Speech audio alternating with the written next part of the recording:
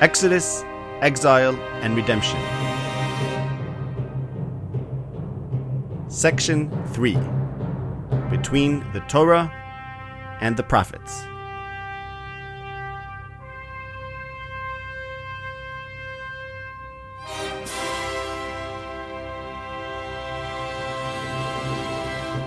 Chapter 21. Yitzchak does not know.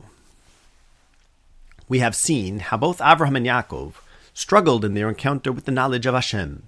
Each heard the divine declaration, I am Hashem, and each responded with uncertainty. Avraham asked, how can I know? And Yaakov said, I did not know. We now turn to Yitzchak, the enigmatic figure in this sacred chain.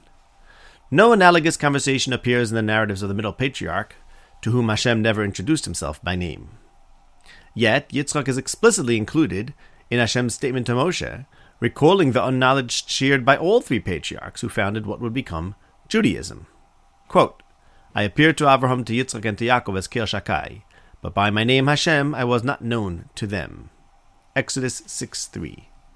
Where then is Yitzchak's encounter with the limits of knowledge? For both Avraham and Yaakov, divine knowledge was a source of struggle. Avraham wrestled with the possibility of certainty. Yaakov awoke to a revelation he had passed through unknowingly, and regretted that he had been asleep when he should have been awake, knowing. But Yitzchak never entered this drama, this tension between knowing and not knowing. The patriarch who submitted wordlessly on the altar was never offered knowledge, and as we shall see, embraced unknowledge without protest. In a verse that addresses the most profound unknown of human existence, death, Yitzchak uttered the words of unknowledge foundational to the Torah of Moshe. Quote, Behold, now I am old. I do not know the day of my death. Genesis 27:2. The man whose life was nearly cut off in service of God expressed humanity's relationship to knowledge most plainly, without qualification. He is not seeking, not regretting, not lamenting lost awareness. He simply admits, man does not know. Yitzchak was a sacrifice, the symbol of the negation of all values, life being the most fundamental, and a sacrifice knows nothing. Notably, Yitzchak's sense that his death was near proved unfounded. At that moment he was 123 years old, with another 57 years still ahead, indicating that the uncertainty expressed was not practical but philosophical, existential.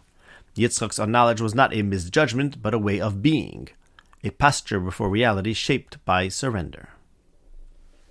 Avraham asked, how can I know? A question of faith seeking clarity. Yaakov said, I did not know, a realization of missed awareness.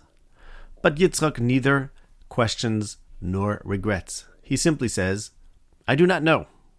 The man who once yielded completely lives as one who accepts that nothing, especially not the moment of his own death, is his to claim. Even more than Avraham and Yaakov, Yitzchak embodies the great truth revealed to Moshe. Quote, For no man shall see me and live. Exodus 33:20. Yitzchak served Hashem by offering up his life. And although he lived on, he lived as one already given over. He could not see, and he could not know. His blindness and unknowledge flowed from his offering. For in surrendering himself, he unmade the self that seeks to know. And in that absence, the unknowable drew near. For the purest vision can be received only by eyes that do not demand to see. Conclusion. With this examination of Yitzchak, we conclude our exploration of the tension between the Torah's message of sacrifice and the prophetic aspiration toward knowledge of Hashem. The Torah's path reaches its pinnacle in Yitzchak's silent surrender, a theology of submission and boundary. The prophetic path, by contrast, seeks intimacy with Hashem, a knowing of his ways that breaks through silence and dares to speak on his behalf.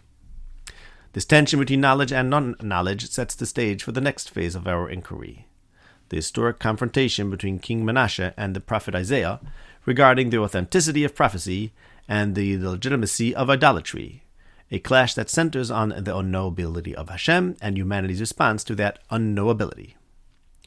Through their conflict, we will pursue the mystery of prophecy's end, the dimming of divine knowledge, and the concealed logic of history, tracing the arc of providence from Exodus to exile, always bending toward redemption.